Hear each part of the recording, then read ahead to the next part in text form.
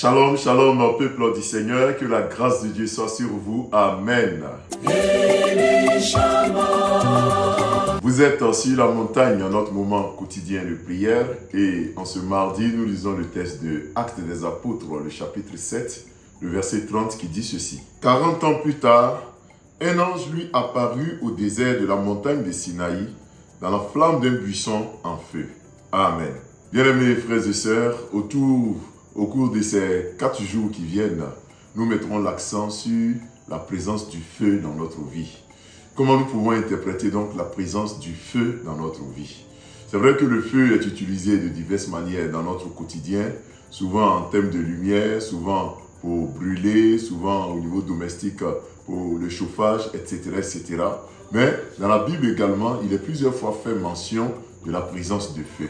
Et nous verrons donc quelques signes ou quelques symboles que nous pouvons attribuer au feu dans notre vie. Et ce matin particulièrement, nous voyons le feu comme étant la manifestation de Dieu dans notre vie. Quelquefois, quand Dieu veut se manifester dans notre vie, il agit sous forme de feu.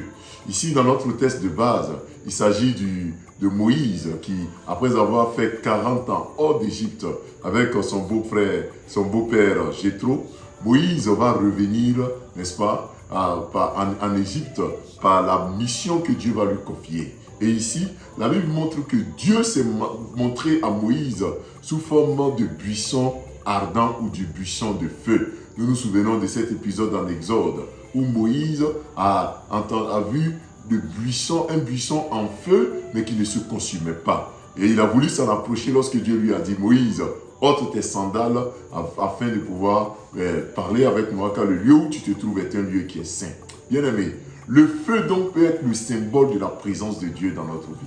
Ça peut être le symbole de la manifestation de Dieu dans notre vie. Quand Dieu veut venir à ta rencontre, quand Dieu veut venir te parler, quand Dieu veut venir agir puissamment dans ta vie, il peut venir sous forme de feu. Cette théophanie peut, n'est-ce pas, s'expliquer par la présence de Dieu sous forme de feu. Quand Dieu veut te toucher, quand Dieu veut rentrer dans ta vie, Dieu peut venir sous forme de feu.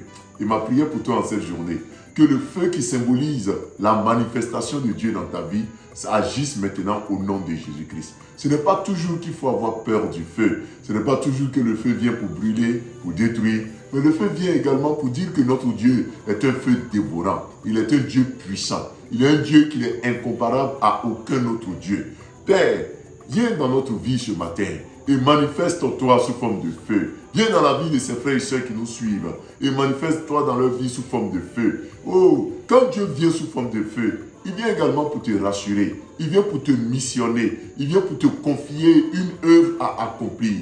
Et dans le cas d'espèce, Dieu disait à Moïse de repartir en Égypte pour sauver le peuple d'Israël. Oh, je prie que Dieu vienne te donner ta mission. Que Dieu vienne te donner ton rôle. Que Dieu vienne te révéler exactement ce qu'il attend de toi. Que Dieu vienne te dire exactement ce qu'il attend de ton entreprise, ce qu'il attend de ton foyer, ce qu'il attend de tes enfants que tu as eus, ce qu'il attend de ton mariage. Que Dieu vienne te parler clairement de la mission qu'il t'attribue, qu'il te confie. Et en ce sens, il viendra sous forme de feu. Père, que en cette journée de mardi, que ta présence agisse dans notre vie. Sous forme de feu, tu t'es manifesté. Sous forme de feu, tu as parlé à Moïse dans ce buisson ardent. Éternel des armées, nous voulons également que tu te manifestes pour nous sous forme de buisson ardent. Que tu nous parles, que tu viennes, Seigneur Jésus-Christ de Nazareth, nous donner la mission pour laquelle nous sommes sur terre. De même que tu as été clair avec Moïse, que tu l'envoyais vers Pharaon pour libérer le peuple d'Égypte, le peuple d'Israël de l'Égypte. Seigneur, nous également, nous savons que nous ne sommes pas sur terre pour rien.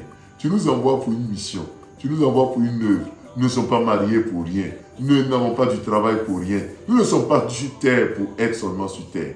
Il y a une œuvre cachée. Il y a une destinée cachée. Révèle-nous cela au nom de Jésus-Christ. Sous forme de buisson ardent, parle à chacun d'entre nous. Sous forme de feu, parle et manifeste-toi dans nos maisons. Manifeste-toi dans nos vies. Manifeste-toi, Seigneur, que ta présence ne nous fasse pas défaut. Éternel des armées, c'est toi seul que nous attendons. Nous te confions notre journée, cette journée de ce mardi. Oh, c'est la dernière semaine de ce 6e mois. Éternel des armées, ce mois qui marque la médiane de l'année. Permets qu'Éternel des armées, ta puissante main vienne dans notre vie. Que ce jour soit un jour de victoire, un jour de prospérité, un jour d'élévation. Certains ont déjà commencé à faire les bilans et ils voient qu'à mi-parcours, ils ne sont même pas à 50% de leurs objectifs. Éternel, je prie que tu nous permettes de rattraper le retard. Que tu nous permettes de rattraper le retard. Et nous prions particulièrement pour nos enfants qui passeront le bac dans plusieurs pays, notamment en Côte d'Ivoire. Ouvre leur intelligence en ce début d'épreuve orale. Permets-leur de comprendre et que cette année encore, Seigneur, nos enfants aient du succès et la réussite au nom de Jésus-Christ de Nazareth. Merci notre Dieu. Merci notre Père. À toi la gloire au nom de Jésus. Amen. Bien-aimés frères et sœurs, nous avons été très heureux d'être avec vous sur la montagne. On se retrouve dès demain à partir de 5h30. Shalom.